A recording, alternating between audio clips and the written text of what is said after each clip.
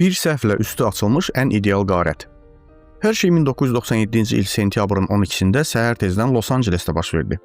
Şəhər hələ yatarkən 6 nəfər Dunbar İnkassator şirkətinə basqın edərək 18,9 milyon dollar pulla aradan çıxdılar. Təşkilatçı şirkətin özündə çalışan Alan Pace idi. O, kameraların harada yerləşdiyini, həyəcan siqnalını necə söndürəcəyini, hətta mühafizəçilər hansı vaxtlarda siqaret çəkdiyini belə bilirdi. Üstəlik, şirkətin təhlükəsizlik sistemlərinin yoxlanılmasına cavabdeh olan da o idi. Allen qarəti 5 uşaqlıq dostu ilə həyata keçirəcəkdi. Soyğundan bir neçə ay əvvəl onlar Pace'in bu məqsədlə xüsusi olaraq icarəyə götürdüyü ambarda məşq edirdilər. Hər şey dəqiqəyə qədər planlaşdırılmışdı. Oğurluq gecəsi dəstə Allen tərəfindən əldə olunan açarla şirkətin binasına daxil oldu.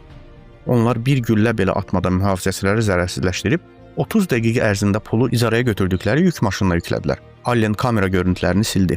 Hər şey çox ideal alınmışdı və heç bir sübut yox idi. Pace dəstə üzvlərinə qəti şəkildə böyük məbləğlər xərcləməməyi tapşırmışdı. Lakin 2 il sonra iştirakçılardan biri Yevgeni Hill ev almaq qərarına gələndə ödənişi nəqd pulla etdi. Ən qəribəsi isə pul bağlamasının Dunbar şirkətinə məxsus xüsusi qaytanla bağlanması idi. Ağılsız qarətçi həbs olundu və dərhal hər şeyi boynuna aldı. 2001-ci ildə Pace 24 il müddətinə azadlıqdan məhrum edildi. Qalanları 8 ildən 17 ilə qədər həbs cəzası aldılar. Amma maraqlı olan budur ki, qarət olunmuş 19 milyondan yalnız 1/3 tapılmışdır. Qalan məbləğ izsiz yoxa çıxdı. İştirakçılardan birinin həbs edilməmişdən əvvəl pulu gizlətdiyi barədə şayələr var. Bu qarət əfsanəyə çevrildi. Təkcə məbləğə görə deyil, həmçinin bir ideal cinayətin üstünün sadəcə axmaq bir səhvlə açıla bilməsinə görə.